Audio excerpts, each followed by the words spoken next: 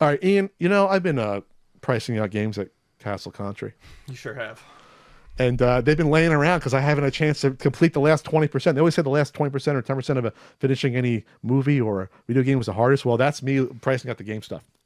But I have found some interesting things that mostly I forgot that I had. I had to clickbait out the rest of it. I'm sorry. A couple of these things I knew I had. I just didn't know where they were. So I'm going to go from kind of least interesting to interesting. And I want to see, first of all, try to grade this on level of, this is actually interesting. Don't peek. 2. I like surprises. Would you have thought that I own this? Write this down. And 3, is it proper that I would have forgotten that I would have owned something like this at some point, knowing that I'm Pat? Okay, so first question. Is it actually interesting on a scale of 1 to 10? 2, are you surprised that I forgot I had this?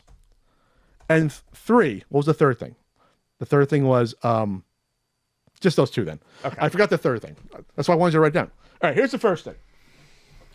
This is a mostly sealed Game Genie, but it is not the Galoob Game Genie. It's the Camerica? It's the Camerica one, because Camerica, I believe, originally got the rights. So this is the one that came out, I believe, in Canada. I don't think you could have got this in the U.S., I believe. Or this shortly came out in the U.S., but then the Galoob replaced one. Either way, these aren't like super rare, but like you don't trip over these like the regular Game Genie. So you probably didn't see this at Luna 2 locations that much, this version of it. I think I saw a Camerica one come in once. There you go. That's why I like it. So yeah, it's not like the most interesting thing in the world, but So, all right, I'll give it a 5 on the interest level, just because average. There's, average. There's something, there's something interesting there. Absolutely not surprised that you forgot you had it. Okay, so that's got 1 to 10. It's like more like a 1. Yeah. Okay. All right, that's the first thing. That's totally something you saw, bought, threw in a closet, and walked away. That was totally an eBay purchase. I'm like, oh, that's interesting. It was like $60. It's new in box, kind of. I'm like, okay, right. Second thing, I have 2 of them. 2 ponderous. All right, so I got 2 of them, both from the swap meet, I believe. So these are the Game Boy Play It Loud cases. So how these came out, these were mid-90s. The dates are actually on. This was purchased February 96, and this was purchased December 95. And they wrote it on the back for some reason, I guess, when they were checking out.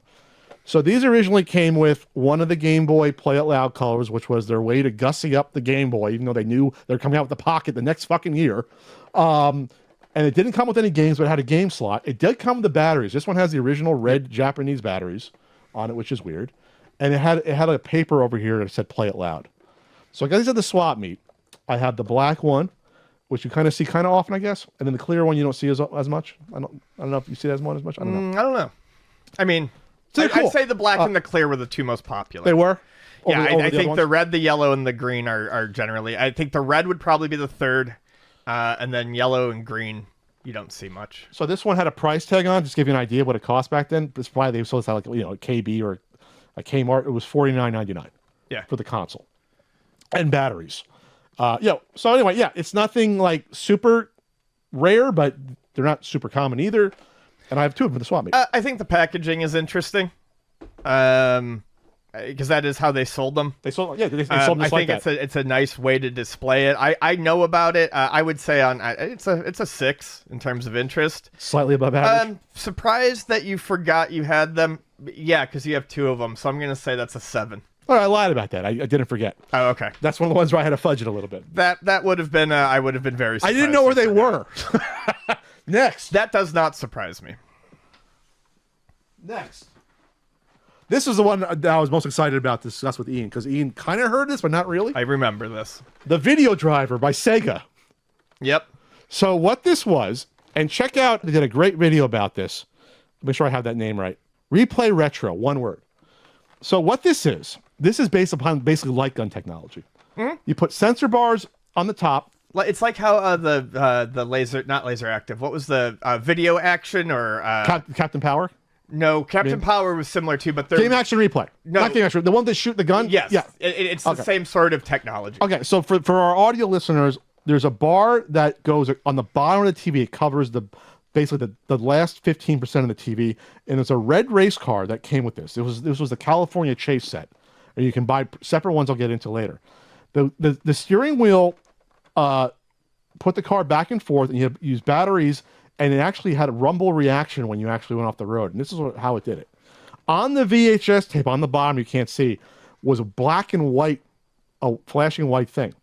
You had to stay within the black area. The white with the car, which had a sensor on it. If you stay in the black, you're fine. You're supposed to be on the road following the red car, the red plastic car.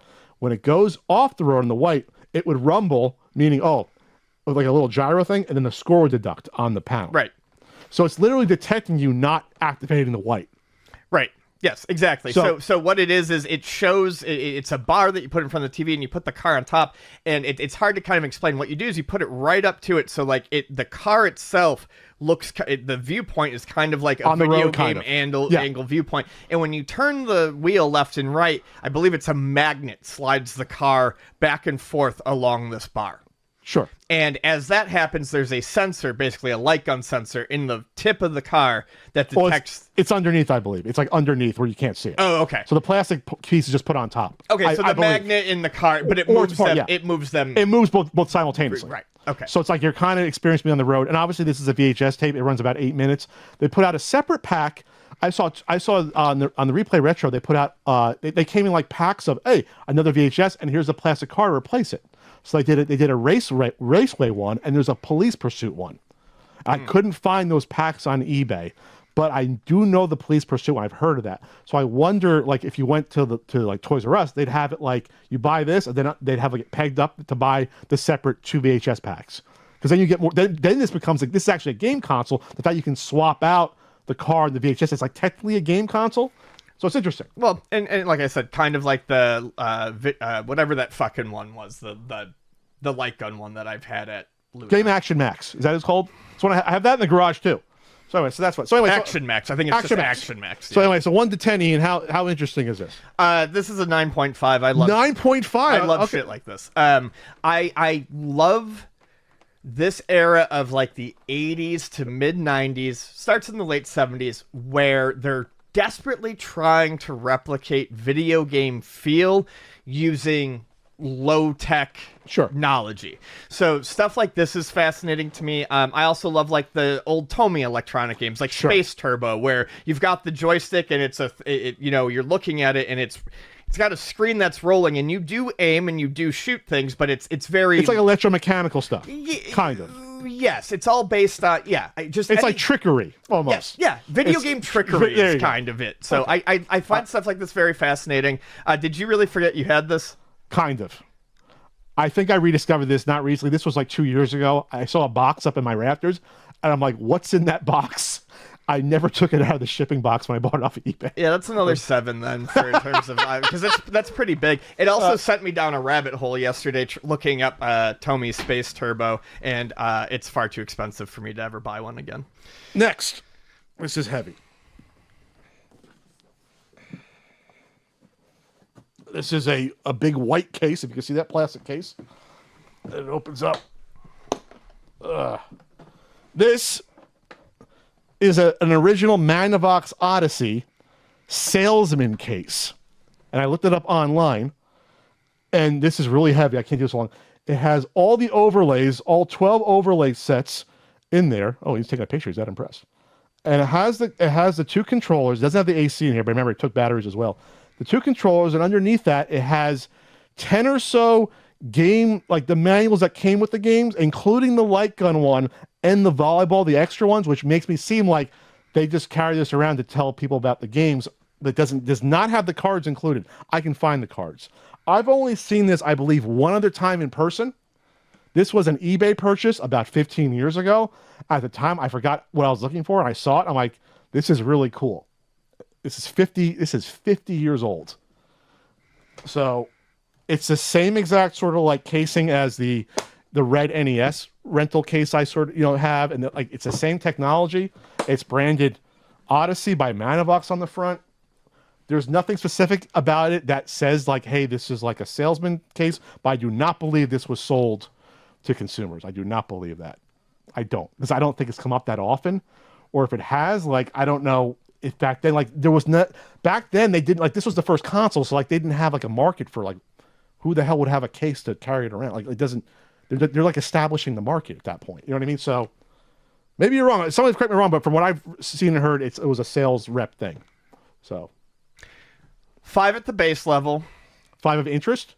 At the base level. Okay. 7 with the overlays. You like the fact that it has the overlays? I do. Because that's always the thing that's missing. 7 with the overlays in nice shape. 8 if it had the cards. I can get the cards. It also has the warranty thing inside for 3 months, and it tells you where you can get it fixed. Like, it actually has locations. I think my dad will get a kick out of that. Oh, there you go. He had one as a kid. Papa Ferguson to tell me about. Maybe he had the run. Yeah, like I said, this is probably something you haven't seen. I think I've seen it one other time ever.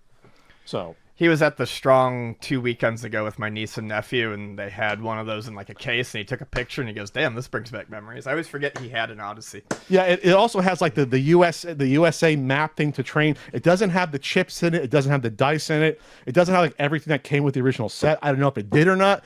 If there's an Odyssey expert out there, let me know. I do own an Odyssey though. That's like brand new in the box, and I mean the chips are in and everything. The card it has. So that's not interesting to me. But this isn't. So, did you actually forget about this one? oh no, Okay, then I mean, not that one. no rating. NR, no rating. The next I did not forget I have, but I had to search to find it. Okay. So I will say that. So. And this, I'm the only person I've ever known that has had this. This is the true, and it's the Swing Tech computer golf simulator for use with Jack Nicklaus Golf on the NES. What this is, if you're listening to this, it is a hard, heavy black base platform. You put it plugs into your NES, both ports. You get it comes a little tee, and you put the ball on it. It measures like the speed and direction of a real golf club through the zone until you hit the ball, and you better own a fucking net to catch the golf ball, or else you're shattering everything in your living room. And this actually worked somehow. I don't know how. Or how well. With Jack Nicklaus Golf. Unfortunately, this unit does not work. We sent it to our mutual friend Quan to see if he could get the LED working, to see if it would turn on, because I think you need that to work. I don't think he could. At some point, though, I think... You mean the LCD? Excuse me, yeah, the LCD screen does not function. It's broken. At some point, I guess I can plug it in and see if it works in theory without anything on there. Right. But it has, like, on there, like, I guess it has the swing angle and the speed. It measures it. It measures you as you swing through the zone. And it works with the game. This I had heard about existing for years on Nintendo Age back in the day and never has seen one for sale on eBay. And then I saw it at Game On Expo in 2017. I think you were there with me that year. And a dealer in Arizona had it up above next to all the other, like, 32X. Here's that. And then I looked at it and I was like, because I didn't know what it looks like. And I said to him, "Can I see that?" And then I purchased it immediately. Yeah. Because I do not know. I tried searching for someone online that said they own this, and off of Reddit, and they never got back to me. Because I said, "Hey, mine's broken. You know, does yours work?" And then they never got back. They say, "Oh, I have it," and never got back to me. This is one of those things that was, advertised twice in a golf magazine, and probably only sold at a golf shop. Right, Yeah. exactly. That you weren't walking down a Nintendo aisle and seeing this. You might not even see it in a golf shop. This may be a mail order thing. Play a round of simulated golf anytime, regardless of weather. Connects to any. It uses Jack Nicklaus' greatest 18 holes. My favorite is the 6,970-yard living room. With a golf ball as the 0. So, yeah, I believe I have the instructions in here. Oh, here's more information on the back. I forgot. Just tells you what it comes with. The 2 plugs. It has your club head speed, the carry distance. So this is pretty sophisticated. This is probably a device that they made in general and then retrofitted somehow to work with an NES. Oh, absolutely. Because with the amount of these that would have sold, yes, it would not, unless you're a stupid company, it would not have made sense to develop this from the ground up. So I want to see one of these in action just because they somehow have to translate the speed and angle to like the 3-click system. I don't know see how they would have done that with the inputs. Like that's what's amazing to me. Like, how would they have translated these from like the readout into that? I have no idea. Yeah, I mean, you're gonna take. I that's interesting. That's what I mean. Like this is super interesting. So 8.5.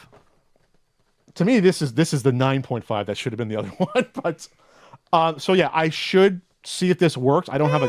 Yeah, I mean 9. I mean, you're ever gonna see this again?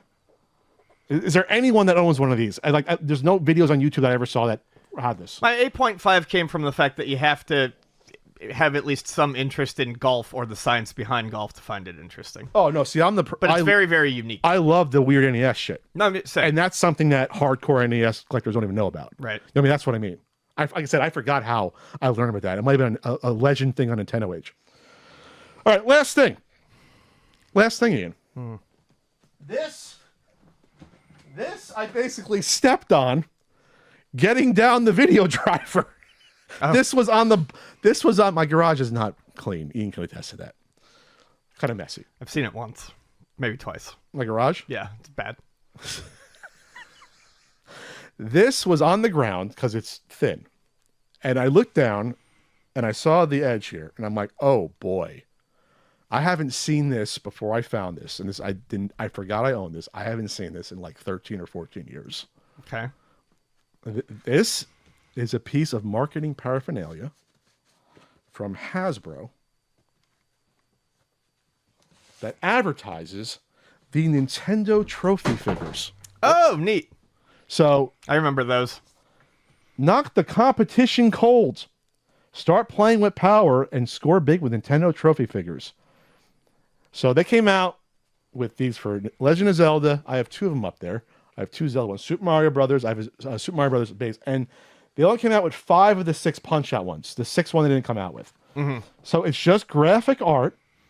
They don't. I mean, this is way better detail than those.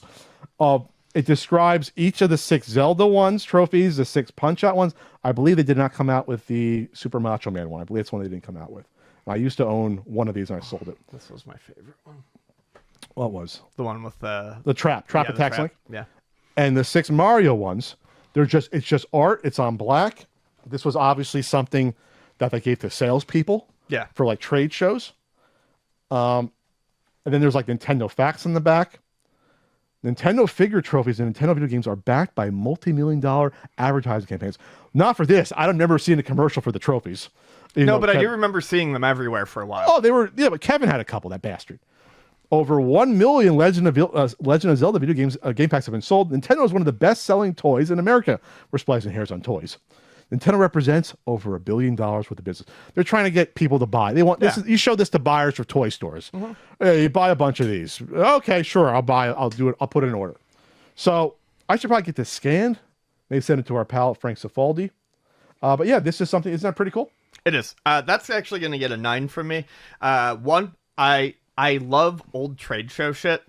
It's interesting. I loved old trade show catalogs. I like the stuff, especially Nintendo related, that was given to stores, but was not stuff that was seen. Sure, the public wouldn't have seen this. However, but what really jumps that up to a 9 for me is I love how all the statues on the inside are art representations, not actual. I mean, look how production models. Look how mean Mario looks there. Yeah, I like the weird art. That's what gives it a 9 for me. Yeah, this could be before they actually produced a lot of these. Mm-hmm. There's only a picture of one of the real ones on the back. It's the what is it? The one with the is that a Tektite? Tektite, I think. And he's on a ladder with the boomerang. Is that one of the ones I have? No, I have the mummy, and I have the one with the bat from bow and arrow. So yeah, I literally found this, and this was serendipity. I found this while getting down the video driver. That is very cool, and I do have a Golden Age bag. See what I need because it's a little bit too wide for a magazine. Thank you. Mm-hmm. So there you go. So yes, I hoard some of this shit, but it's really cool when you find it. It is. This is actually, when I saw this, I'm like, this is when I hunted for weird shit on eBay. When I had my shitty day job and was working from home, I'm just going to look on eBay for 2 hours because I hate my life. Yeah, that's the shit that's interesting to me. I don't give a fuck about your rare, not you, but, someone's rare video game, but show me that. Like, that's cool stuff. That I haven't seen before. I probably bought this. You did pretty good. You know You what? did pretty good. That warms my heart. I did thought you were pretty going to be good. disappointed. No, the first couple weren't my favorite. I mean, You don't like the Camerica Game Genie? but once we got to the video driver, things really picked up. I was building. You don't want to end on the fucking Game Boy and Color Game Boy Play It Loud thing. You You did got to good. build. You did good. Pat made good. Yeah.